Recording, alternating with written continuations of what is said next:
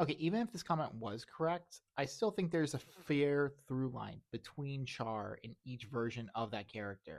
Again, I do think Char's Revenge, Zeta, Gundam 079, these are all canon for the Universal Century. And I do think, like, Origin, all of these have a major effect on seeing who Char is. Is he complicated? Yeah. Does he have a potential for good? Honestly, he really does. But the thing about all these versions, and the same thing with Full Metal Alchemist Brotherhood and the original anime run, is what they do is take the same character and paint what could potentially happen to this character.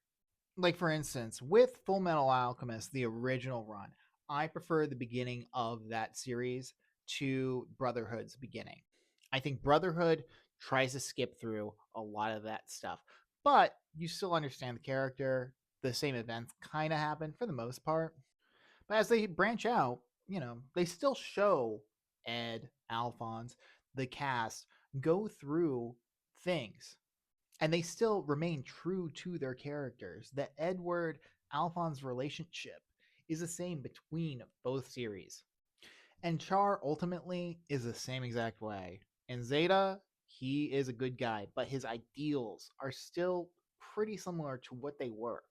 The enemy has changed. The people around him have changed.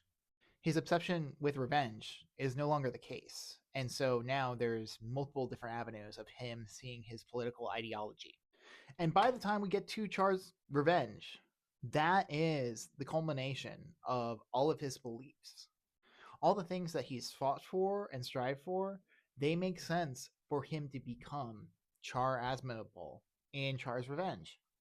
He is ultimately a fascist. And even though he has a sense of idealism for people and a want and desire for people to live good lives, he is ultimately a space fascist.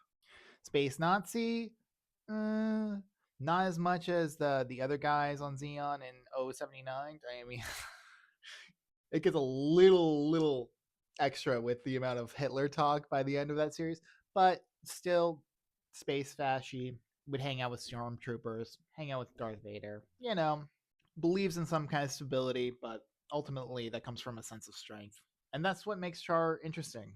He does have a sense of nobility. He does have a sense of justice, but ultimately that's going to lead him to a world that's not very great for the average person.